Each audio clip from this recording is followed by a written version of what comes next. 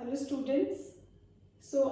In continuation with my previous video where we were discussing about the ecological rules, today we are going to discuss about Gauss rule, which is also known as principle of competitive exclusion.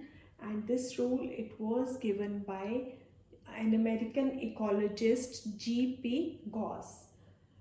It states that there is only one species in an ecological niche or two species living in the same habitat cannot have same ecological niche.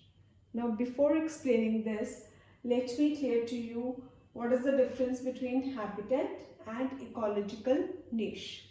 So habitat is the place where an organism lives, while ecological niche is the role that organism plays in its environment. For example, like what it eats and what eats it, or we can say the relationship or the interaction it shows with the biotic and abiotic factors of the environment, right? So it is said that if habitat is the address of an organism, then ecological niche is the profession of an organism, right?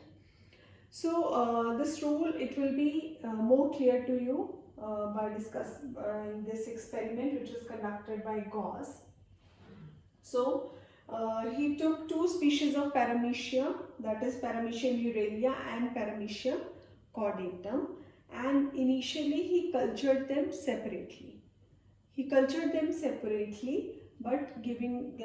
he had given the same amount of food in both the cultures. So when he cultured Paramecium muralia, then he observed an S-shaped growth curve. That is, initially they multiplied and then they reached a constant level. Similarly, Paramecium caudatum also, when cultured separately, given the same amount of food, then it again showed the S-shaped curve. But when he cultured them together with a limited food supply, then he observed that only Paramecium muralia, it survived while Paramecium caudatum was eliminated. He also observed that neither Paramecium muralia, it attacked Paramecium caudatum, nor it excreted any harmful chemicals that harmed Paramecium caudatum.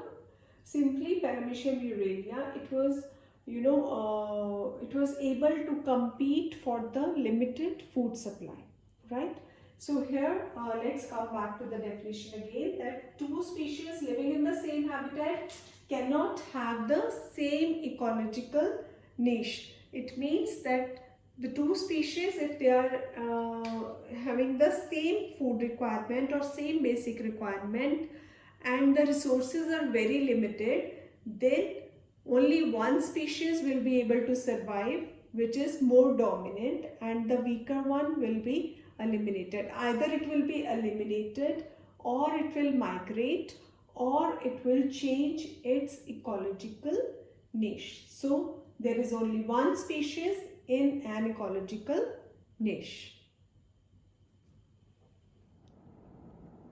So the next ecological rule is Glauber's rule, and it is shown in animals like insects, birds and mammals, right?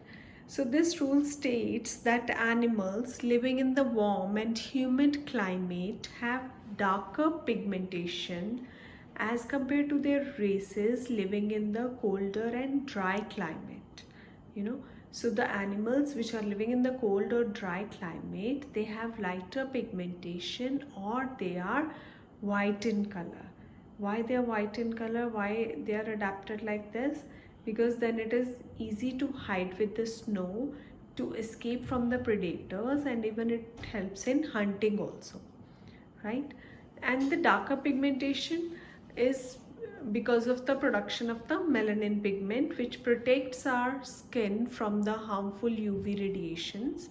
So it is an adaptation according to the climate. I hope this topic is clear to you. Thank you.